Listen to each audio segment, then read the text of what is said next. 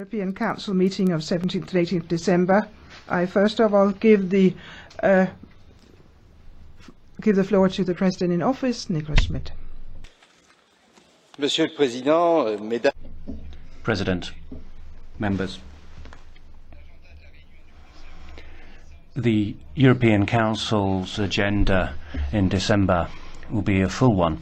There will be vital issues for Europe on the agenda, such as migration, combating terrorism, economic and monetary union, the internal market, energy union, climate policy, and the issue of the UK referendum. This European Council will be tackling current crises and also giving general political guidance for the future. Council has been working intensively on all of these issues, and a lot has been achieved over the last few months. I'd like to start by outlining some of these points, if I may. First of all, migration. And we do have to find a solution.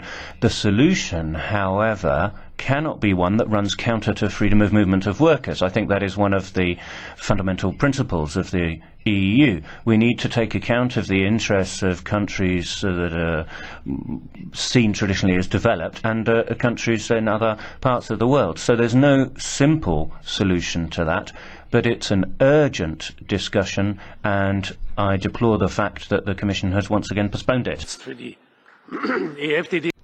On behalf of the EFDD, I give the floor to Chairman Farage. Another European summit and yet another power grab. It's funny, every single time a European Union policy fails, and that's pretty often, the demand is more centralisation and more Europe. And I think by any measure, the EU's common asylum policy, albeit given rocket boosters by Chancellor Merkel, has been a dramatic failure. Not only will millions continue to come, few of whom, of course, would qualify as genuine refugees, but it's become an open invitation to terrorism. So our solution is that the EU Border Agency and the EU Maritime Services should be given powers and the ability to declare force majeure over the member states. And incredibly, the British Prime Minister, David Cameron, is supporting this.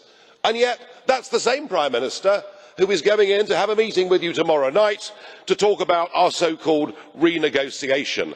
I hope he fares better than last time.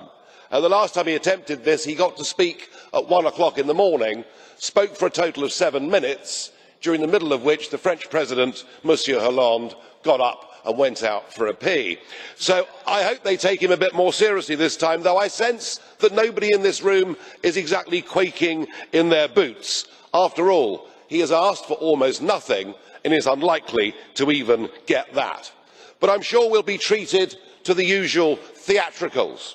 A grave-faced Prime Minister will come back to Britain to say how tough the negotiations have been, to say that he will not give in, and there'll be hints that perhaps the Prime Minister will even support Brexit if he doesn't get his way. I think we should take that about as seriously as when he banged the table and said he would not pay the 1.75 billion sterling surcharge 18 months ago, and yet then meekly obliged. In February, the charade will come back. There'll be a European summit, and on something minor and inconsequential, there'll be a deal, and a referendum will happen in June 2016. Opposition to this project is growing right across the continent. 15% now of the Hungarian population have signed a petition against migrant quotas. We saw an extraordinary advance in the French National Front in the elections in France last week, but so far nobody has reached the tipping point. Well, the British referendum may be that moment, and the momentum is on our side. It isn't just about getting back national democracy, it's actually about getting back national self-confidence. And I think for those of us that believe in nation-state democracy, 2016 is a very bright dawn indeed. Thank you. Monsieur Farage, il y a une demande de carton bleu. Mr. Farage, there's a blue card. Monsieur Luca. Microphone. Hello. Wenn das britische Volk ihre Ansichten teilt, If the British people was going to share its views on the EU and your views on the EU and your views on Cameron, how come UKIP hasn't got more than one seat in Westminster?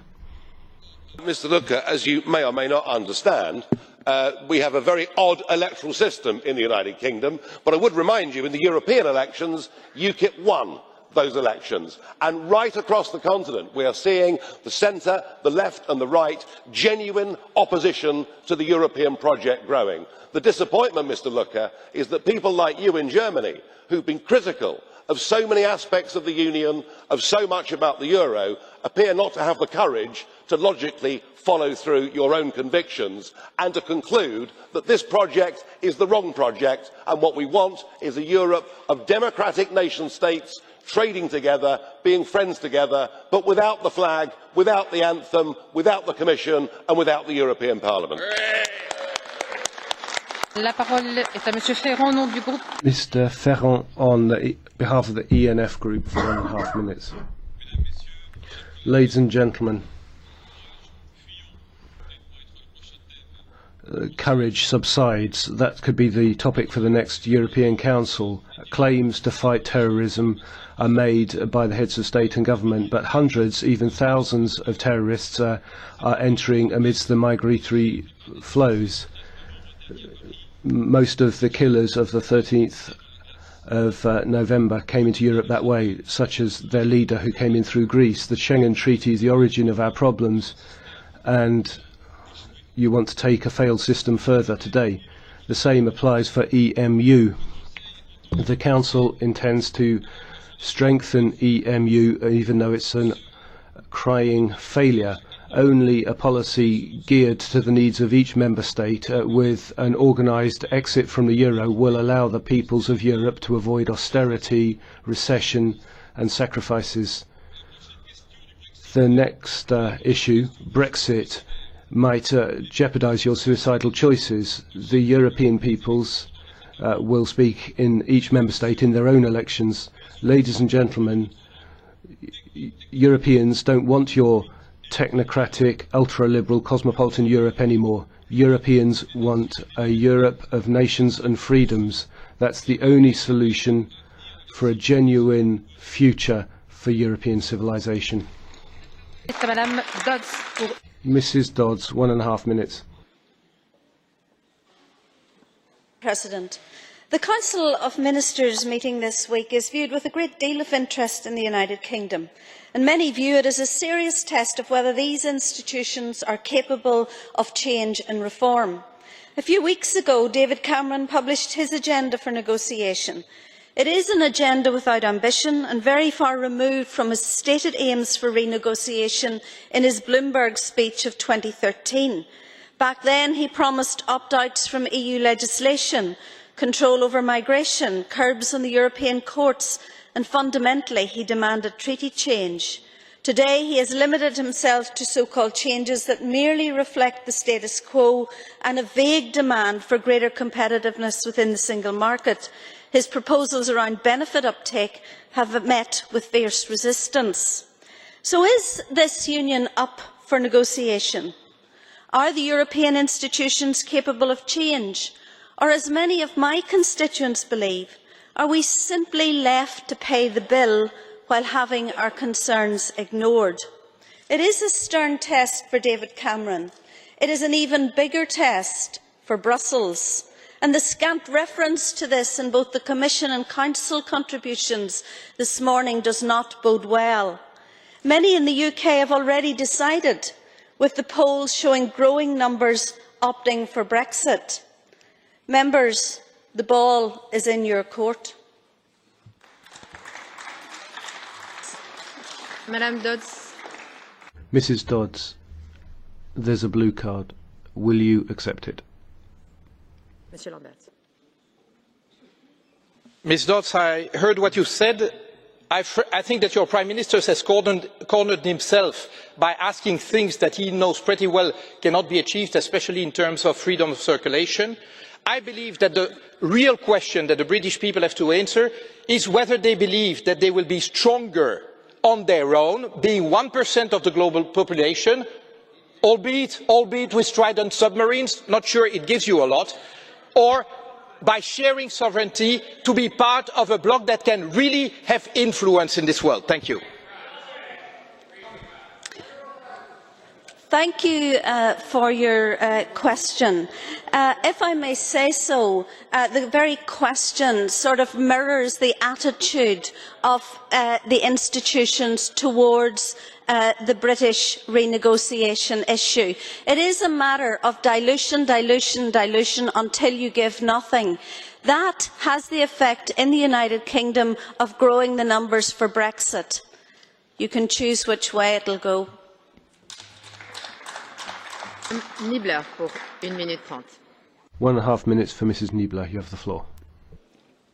Madame Niebler. Verehrte Frau Präsidentin! President of the Commission and the Council, dear colleagues, the signal that we will be issuing from the summit tomorrow and the day after signifies the beginning of the new year. Will we see a group in dispute, we are all playing our individual games and at the end we all lose, or will we see people who stand together and look to the future and decide to fight together? The Commission is fighting for a united Europe, and we in the European Parliament, also by the majority, and also the President in Office of the Council. I'd like to thank the Commission because they always emphasize what we have in common and they work for a strong Europe.